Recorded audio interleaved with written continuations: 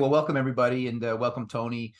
American Eagle just put out its latest drill hole. This is hole 9. This is the second hole of 2023. Clearly, results are starting to pour in. We've got more coming after this, but let's talk about hole 9 and what that means. We sort of called this our Hail Mary hole because we stepped out so far from our area of interest. Tony, give me some context. Yeah, hole 9 was drilled around 650 meters to the east of where we drilled hole 1 and hole 8. So 2201 and 2308. So out in the middle of nowhere, we based our drilling hole location based on historical, geophysical, and geochemical work. Tech Resources, who we recently partnered with, when we made the deal with them, they said, we want you to drill in this area. Because it really represents a big step out. It represents scale, which really is the most important thing. But there's next to no historical drilling done. So, we were expecting to miss, which you're, always kind of expecting in the exploration business. But we got pleasantly surprised, and we hit great mineralization right off the top, about 117 meters of 0.4% copper equivalent. And then, from top to bottom, 434 meters of 0.25% copper equivalent. Now look, is that a booming hole? No, but that is good enough. That is good enough grade to mine. Highland Valley copper grade, similar stuff. And where there's smoke, there's fire. One thing that we've started to realize that we actually drilled on the margin of where we think the actual potential ore body can be. See, Steve, last year when we drilled, we only did one east-west hole.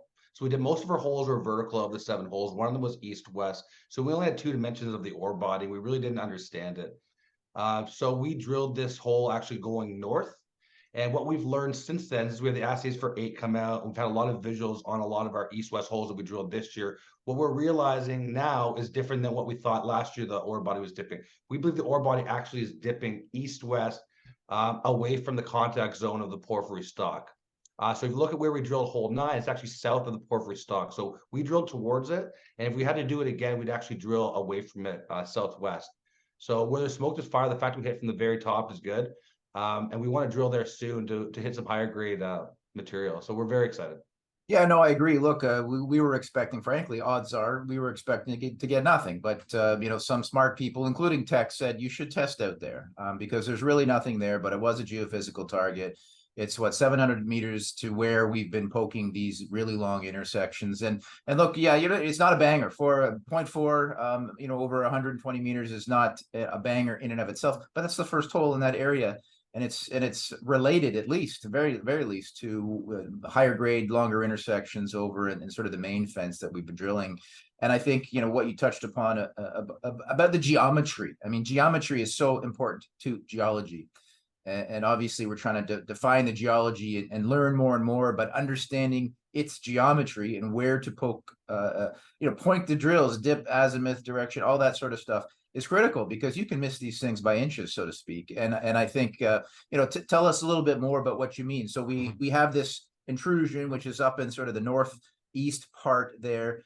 And I think we've been finding that if we drill towards it, we're not getting as good grades, intersections, etc. But when we drill away from it, just putting it very simply, counter, if you will, away from it, whether it's west up in the north or where this hole is down in the south, if we turn the drill around 180 degrees, we think we got a chance at hitting something longer, better. I mean, who knows? But that's what you're saying, right?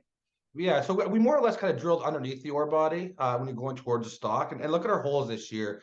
Holes 2308, 2310, 2311. Each of those holes started about 100, 150 meters step out from the porphyry stock, and we drilled it due west. And we hit mineralization, at least visually, from top to bottom. So if we do that same thing, but instead of drilling east-west, because we're south of the contact zone of the porphyry, if we actually drill south and maybe step forward a little bit, I think that way we'd be right in our zone. So it's like AI. It's the more you drill and the more of a third dimension you have, you understand the geometry and the geology, the more the geologists understand, have a better idea of where they drill. And like AI gets smarter, our drill holes further on in the season, they are in better targets with a higher percentage of hitting grade. And like I said, if we had drilled this now, we probably would have drilled in a completely different direction. But we've learned a lot between now and the second week of June when we started drilling hole 9. And again, we had to drill that because we had access to a helicopter drill that we wouldn't have otherwise had access to. So it was just based on timing and based on the knowledge we had at that point, which is a lot different now. But again, the fact that we hit 0.4% from surface for 117 meters, there's a lot of smoke there, and there surely is fire, and there's a belly of the beast underneath this drilling area that we drilled hole 9. Yeah, no question about it. And you know, to get that point forward, and obviously having Tech come back again, you know, we just finished our second tranche of Tech now to officially become our largest shareholder, big supporter. We're well funded. We're going to extend this program a little bit. We'll still have more money for next year too, as well. But definitely, we want to go back. I think, you know, we got the next holes on tap are coming back. At 10 and 11 are right in the main area, if you will. The visuals on that look really good. Obviously, visuals don't correlate to assays, but I think we're going to have some good numbers there. We'll see. Time will tell. But definitely, we're going to go back to the area of 9. What it just tells me is the system is huge, and I think we already thought it was big when we drilled the north-south, nearly 800 meters north to south there. We're drilling nearly a kilometer deep.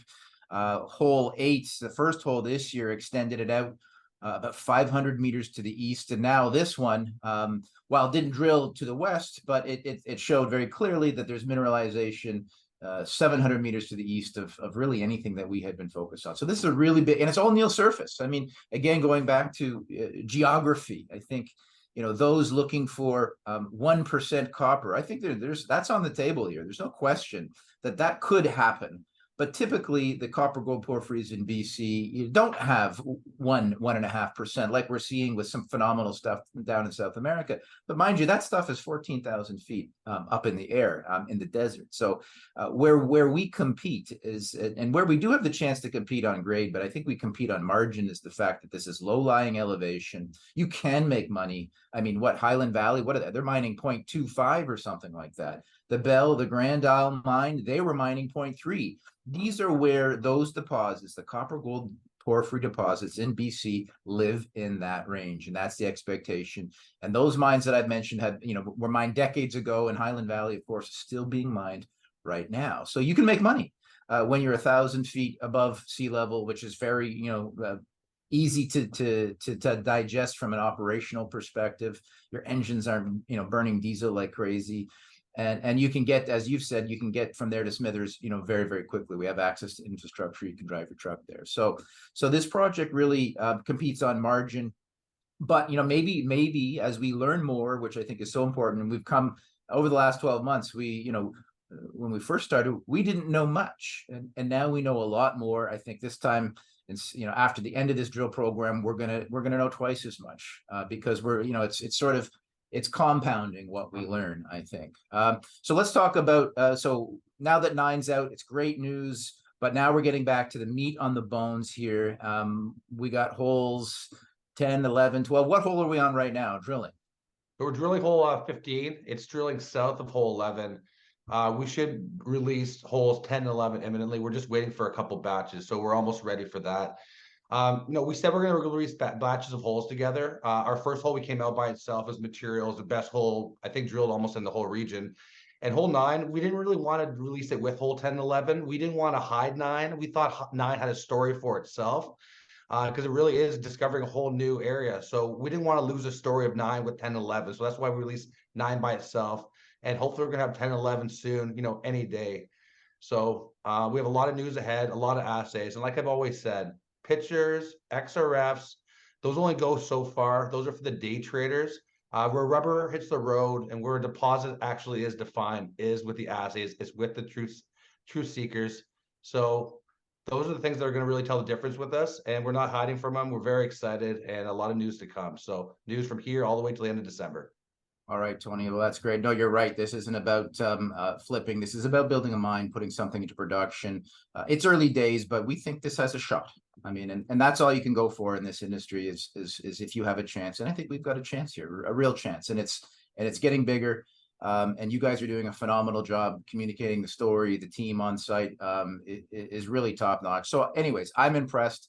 Keep it up. I'm looking forward to holes 10 and 11, which you said are coming very soon. And then we've got a handful more coming. So lots to come from American Eagle. Thanks a lot, Tony.